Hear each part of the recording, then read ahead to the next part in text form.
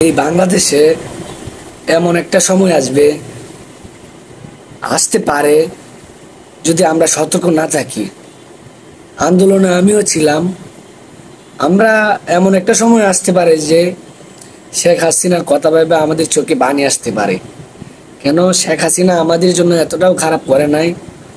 সে শুধু জনগণ চায় নাই, যে কার মনের মতো দেশ চায় নাই, সে নিজের মতো করে দেশকে সাজানোর চেষ্টা করছে, এতটুকুই। আমি আপনাদের কাছে একটা কথাই বলতে চাই যে ছাত্ররা দেশ স্বাধীন করছে, যেই দেশে আসেন না কেন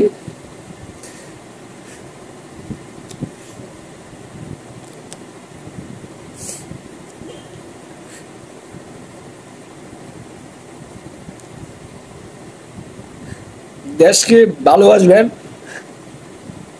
যাতে আমাদের মা বোন সুন্দরভাবে রাস্তায় হাঁটতে পারে, যাতে আমরা স্বাধীন। এটা মনে রাখবেন, ছাত্ররা এই দেশ স্বাধীন করছে, আপনারা চাইছিলেন। এটা কোনো রাজনীতিক ইস্যু না।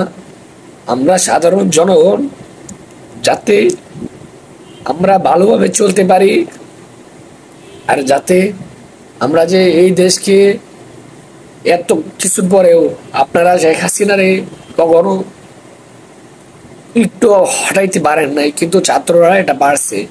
মনে রাখবেন, যখন আপনাদের মাঝেও এমন একটা অহংকার চলে আসবে, যখন আপনারা দুর্নীতি করবেন, তখন ছাত্র আমরা আমাদের রক্ত দিয়ে আপনাকেও দমন করব। দেখেন নাই কি করছে ছাত্ররা, কি করছি আমরা। গুলি আমারও লাগছে, গুলি লাগে নাই, ওই যে টিএসএ লাগছে। অনেক অনেক অনেক কষ্টের পরে আমার সামনে অনেক হত্যা হয়েছে। আমার মা আমাকে নিজে টাকা দিয়ে পাঠাইছে, যা বাবা যা।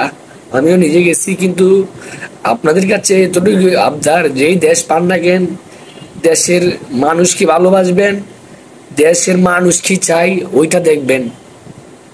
ওইটা যদি না দেখেন, এমন দশা আপনাদেরও হইতে পারে।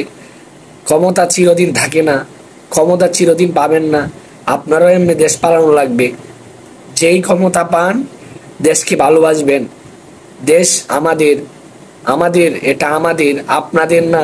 আপনাদেরকে সাময়িক সময়ের জন্য আমরা নির্ধারণ করি, আমরা সাময়িক সময়ের জন্য আমাদেরকে টেক কেয়ার করার জন্য আপনাদেরকে আমরা আমাদের একটা হাতিয়ার বানাই। কিন্তু আপনারা আমাদেরকে হাতিয়ার বানাবেন না, ছাত্রদেরকে হাতিয়ার বানাতে আসবেন না, জনগণকে হাতিয়ার বানাতে আসবেন না। আগে মাথায় রাখবেন যে ছাত্ররা চাইলে সব পারে, জনগণ চাইলে সব পারে। সবাই ভালো থাকবেন, দেশকে সবাই ভালোবাসবেন। আসসালামু আলাইকুম।